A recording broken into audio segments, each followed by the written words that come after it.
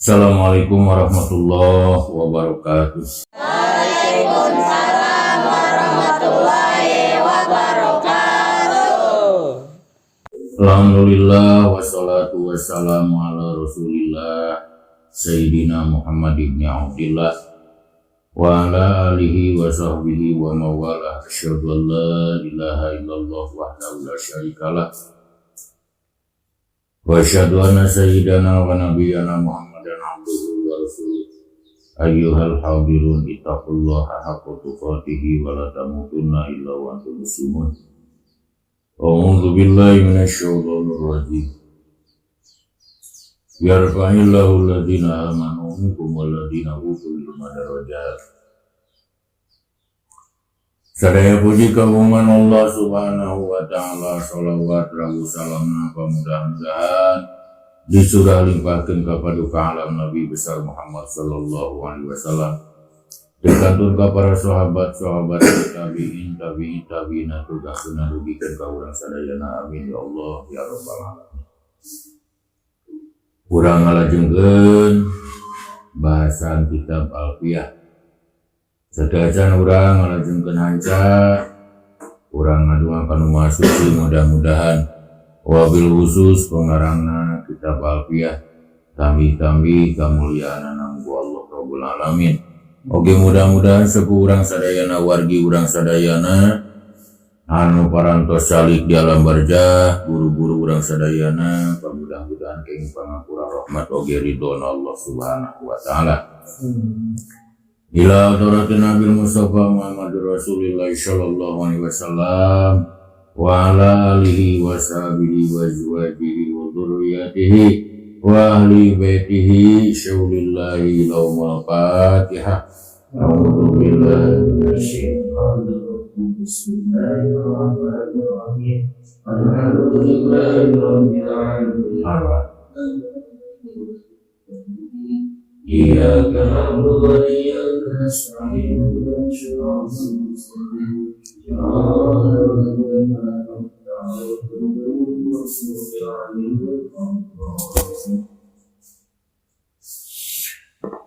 Wa ila arwahi abaina wa ummahatina wa ajdadina wa jaddatina wa masyayikhina wa masyayikhina, khususan Mama Haji Muhammad Cep Mamu syaulillahi laumul Fatihah. A'udzubillahi minasyaitonir rajim. Bismillahirrahmanirrahim. Alhamdulillahi rabbil alamin arrahmanir rahim maliki yaumiddin. Iyyaka na'budu wa iyyaka nasta'in. Ihdinas siratal mustaqim. Siratal ladzina an'amta 'alaihim ghairil maghdubi.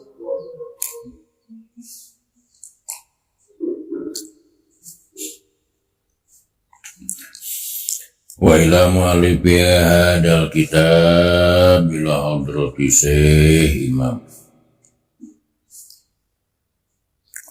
radhiyallahu anhu usulihi wa buruhi wa masyayikhi wa ahli baitihi syaulillahi laumul Fatihah.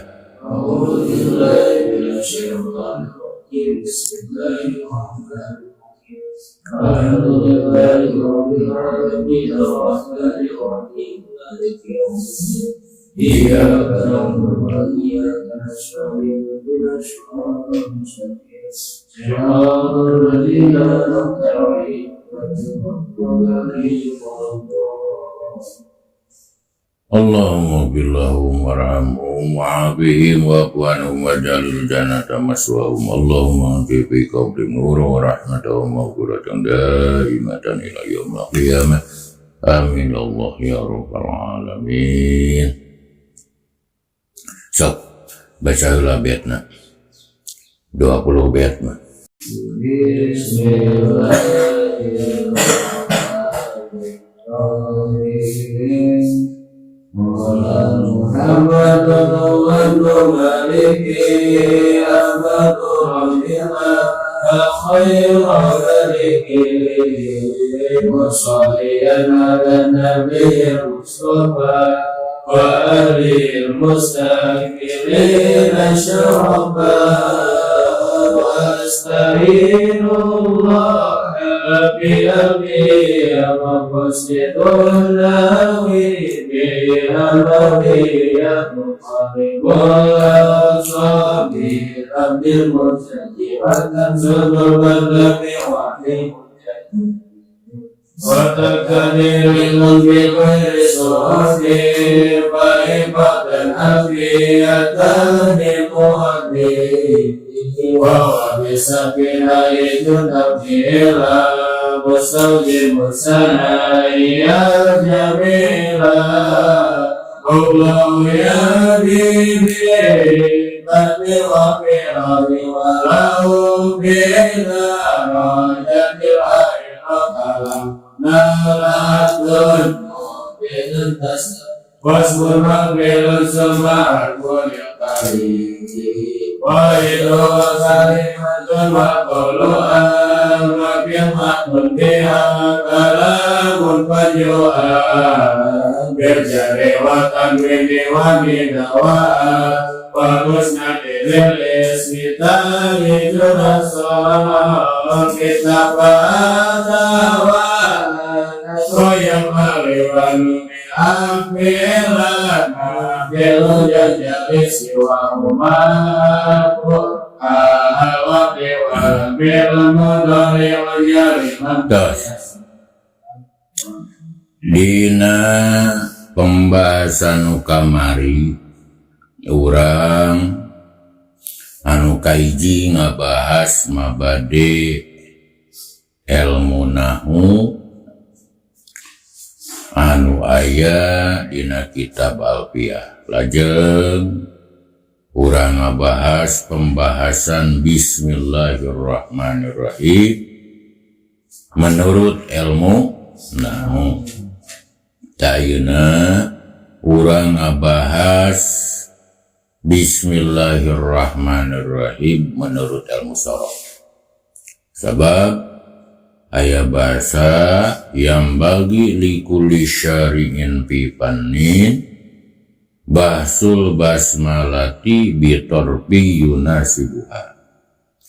Prayogi pikeun saban-saban jalma anu tumandang dina ijipan ngabahas heula Bismillahirrahmanirrahim ku jurusan etapa.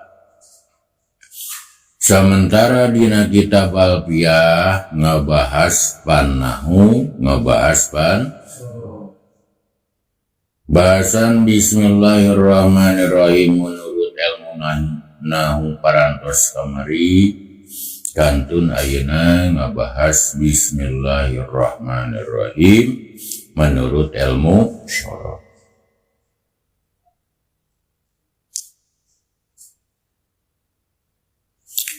Ari ilmu sorof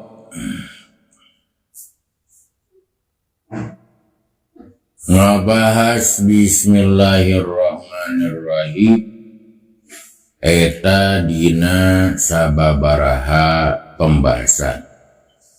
Di antarana nu kaiji ilmu sorof ngabahas lapad ismi. Nu kadua ilmu sorof ngabahas lapad Allah. Nu katilu ilmu sorof ngabahas lapad Ar-Rahman sinareng lapad Ar-Rahim. Ariba anu aya dina lapad bismillah eta ilmu sorof henteu ngabahas. Sabab ba ka abus kalimah harap sedengkeun ilmu sorof kana kalimah harap eta lulubaran. Harpun wa shibhuhu minasyarfil bari wa ma siwahuma bitasrifin ari. Jadi ilmu sorof disanggupeun ngabahas masalah ba anu aya dina lapad bismi sabab ba kalebet ireng-rengan kalimah harap. Lajeng lapad ismi menurut ilmu sorok eta segatna masdar. Ngan anu dimasalahkeun ku ulama ahli sorok tentang asal muasalna lapad ismi. Sebagian ulama ahli sorok eta ikhtilaf. Nukaiji menurut ulama Basroh lapad ismi teh segat masdar sulasi mujarad bina nakis wau bab anu kahiji tina lapad sama yasmu sungwan.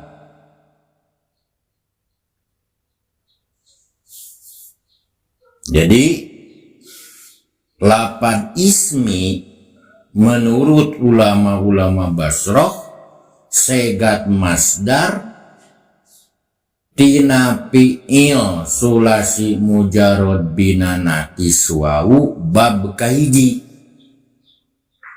Berartos lapad ismi teh dimustaq tina lapad sama yasmu sungwan. Sungwan ngagaduhan dua makna. Nukaiji al-ulu artina luhur, nu kadua al-irtifa hartosna nalima luhur. Jadi lapad ismi lamun di asal muasalkeun tina lapad sungwan.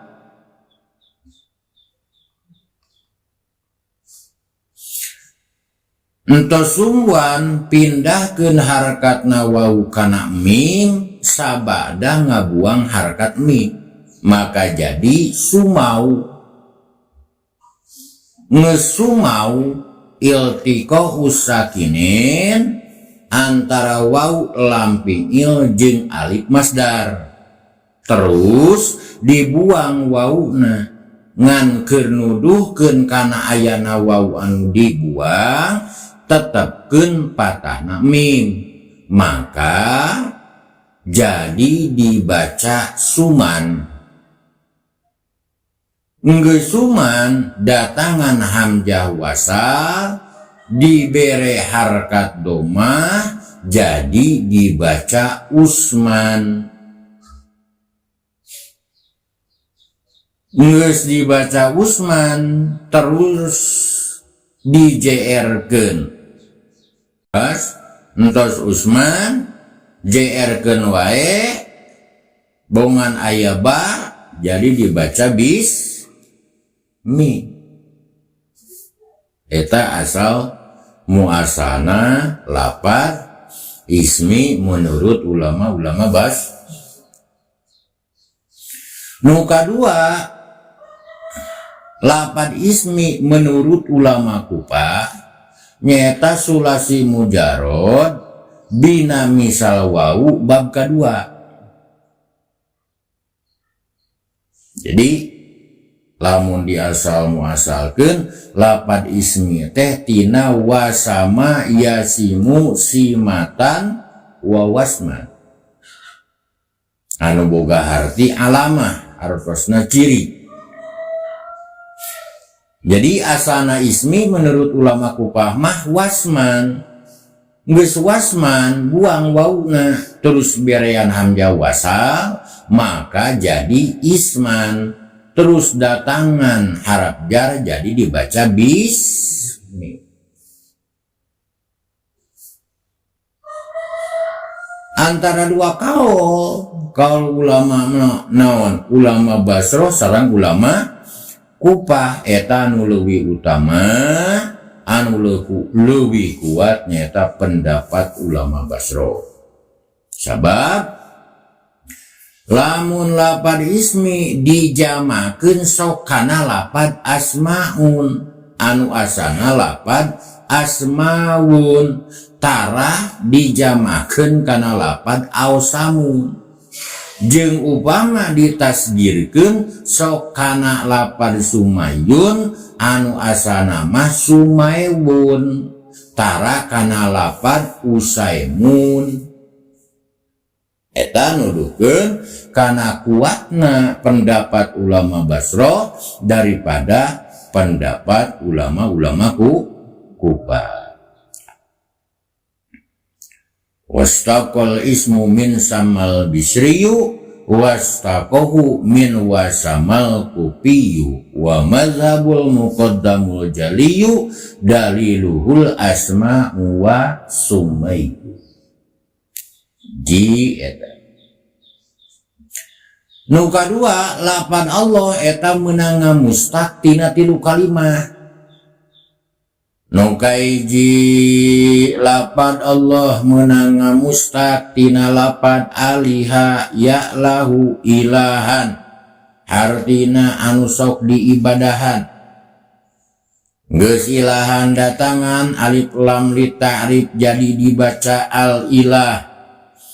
Geus dibaca al ilah pindahkeun harkatna hamzah kana lam maka jadi dibaca alilah. Terus buang hamzahna elatna litahfif jadi dibaca alillah. Geus dibaca alillah sukunkeun lam anu awal jadi dibaca Allah. Terus idghamkeun lam anu kahiji kana lam anu kadua maka jadi Allah. Geus Allah tafhimkeun jadi dibaca Allah. Ieu menurut kaul Imam Qayyumi. Nu kadua lapad Allah teh meunang mustaq tina lapad laha yaluhu lawahan. Logatna kahalangan. Geus lawahan tukeurkeun wawuna kana alif. Sabab litaharrukiha wan pitahi maqoblaha jadi lapad lahan. Geus lahan datangan ku alif lam litarif jadi dibaca Allah. Sanggeus Allah kitu irghamkeun lamna lam nu kahiji kana lam anu kadua jadi dibaca Allah. Geus Allah tuluy tafhimkeun jadi dibaca Allah. Eta pendapat nu kadua anu didukung ku pendapatna Imam Khalil. Nu katilu lapad Allah meunang mustaq tina lapad laha yalihu layatan artina mahaluhut.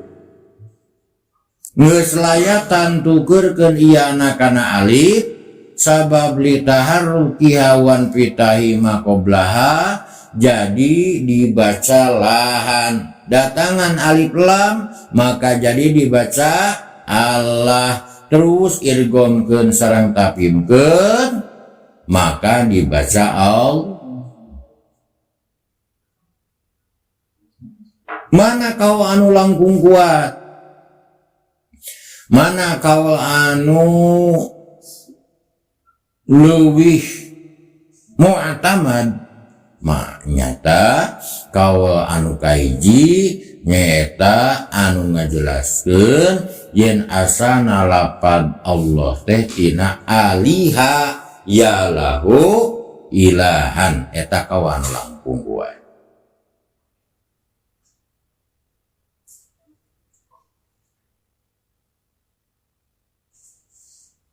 Kita pembahasan lapad Allah. Ayeuna lapad Ar-Rahman, lapad Ar-Rahim eta segatna isim fa'il anu sok disebat sifat musa. Naon sababna? Karena ari lapad Ar-Rahman eta dimustaq tina lapad rohima yarhamu rahmatan fahuwa rahmanun. Naon sababna make disebut sifat musyabahat? Sabab maedahkeun kana subut wad dawa. Eta Rahman. Ari lafad Ar-Rahim segat isim fa'il sami disebut sifat musyabahat. Ngan di mustaqna tina lafad rohuma yarhumu rahmatan fahuwa rahimun. Jadi upama Rahman mah tina rohima yarhamu rahmatan fahuwa rahmanun, berarti abusna kana bab sabreji sulasi mujarrad. Bab kaopat. Upama rohimah di mustaq tina lafad rohuma yarhumu rohuma yarhumu rahmatan fahuwa rahimun. Upama Rahman mah rohima yarhamu rahmatan fahuwa rahmanun. Upama rohima ar-rahima tina rohuma yarhumu rahmatan fahuwa rahimun. Anu asana wajan paila dipindahkan kana wajan paula, maka hasilna teh rohimun. Ari maknana Rahman jeung Rahim eta riqatun fil qalbi taqtadi tabaddula wal isa. Lafad Ar-Rahman sareng Ar-Rahim eta dua nana disebut sifat musabahat, jadi sifat dina lafad Allah. Lafad Ar-Rahman sareng Ar-Rahim eta dimustaq tina lafad rahmat. Ari asal makna rahmat nyaeta riqatun fil qalbi taqtadit tafaddula wal ihsana. Kanyahna hate jorojoy anu aya dina hate anu sok ngadatangkeun kana hayang barang bere lejeng maparin kahadean. Sementara anu dikarepkeun di dieu nyaeta musababna, nyaeta tafaddul sinareng ihsan. Sebab mustahil eta riqatun jorojoy dina hate aya di Allah subhanahu wa ta'ala. Sabab eta riko khususiat kanggo hawadis. Upama dibandingkeun kana pan bayan sok disebat majaz mursal tabai mimbabi itlaqi sabab wa iradatil musabbab. Takriranana utliqor rahmatu allati hiya bil asli riqatun fil qalbi taqtadit tafaddula wal ihsan alladhi huwal musabbab wastuqa minar rahmati bima'na tafadduli wal ihsan ar-rahmanir rahimi bima'na mutafaddili al-muhsini. Pamajaju mursalun tabayun mimbabi itlaqi sabab wa iradatil musabbab. Artina disebut rahmat asana kanya ahate anu jadi sabab kana maparin nugraha jeung kahadean. Eta sabab anu dikarepkeun di dieu maparinugrahana jeung kahadianan nyaeta musabah. Di mustaktina lapad rahmat anu makna tapaddul wal isan rahmanur rahimu bimakna mutapaddilun muhsinu. Jadi majaz mursal tabai mimbabi itlaqis sabab wa iradatil musabab. Ngaitlaqin sabab sementara anu dikarepkeun di dieu nyaeta musababna. Eta pembahasan lafaz Ar-Rahman sareng Ar-Rahim menurut ilmu saraf. Lajeng dina maknana supados langkung jelas digilekeun kana panbayan.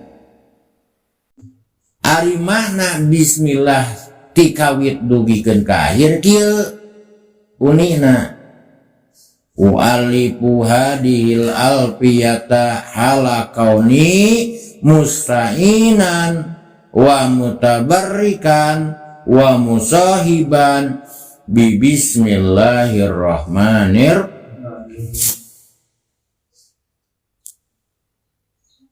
Jadi asal makna rahmatan rikotun fil qalbi tak tadit tapantula wal isan jorojoy dina hate anu ngajurung kan hayang barang bere anu ngajurung hayang nikah hayang nyeun kaha lamun digetahkeun ka Allah eta mustahil manya Allah ngabogaan jorojoy. Nah, maka ari anu dimaksud ku Rahman Rahim didinya rahmat didinya lain jorojoy dina hate tapi tapaddul jeung isan.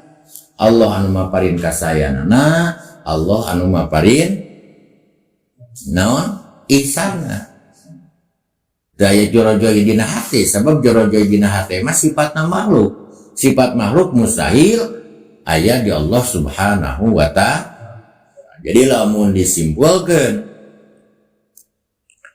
dina pembahasan Bismillahirrahmanirrahim menurut ilmu syara nuka hiji lafad ismi, nuka dua lafad Allah, nuka tilu lafad ar-Rahman, nuka opat lafad ar-Rahim. Ismi sekat masdar ngan ulama ihtilaf saur sapalih tina sama yasmu sungwan saur sapalih tina wasama yasimu simatan. Allah menengah mustaq tina tilu saur sapalih tina aliha yalahu ilahan saur sapalih tina laha yaluhu lawahan saur sapalih tina laha yalihu layatan. Lajeng Ar-Rahman sareng Ar-Rahim dua nana segat isim fa'il disebut sifat musyabah sabab maedahkeun kana subut wa jawab. Lafad Ar-Rahman di mustaq tina lafad rahimah yarhamu rahmatan fa huwa rahmanun. Rahim di mustaq tina lafad rahuma yarhumu rahmatan fa huwa rahimu. Wallahu a'lam bishawab. Kangasan urang dina ieu kesempatan cekap sakitu anu rezeki Allah sinareng ti Rasulna anu lebatna tina kabodan we awe mugi-mugi teng pangkula Allah Rabbul Alamin. Rabbana atina fid dunya hasanah wa fil akhirati hasanah wa qina adzabannar. Wassalamualaikum warahmatullahi wabarakatuh. Waalaikumsalam warahmatullahi wabarakatuh.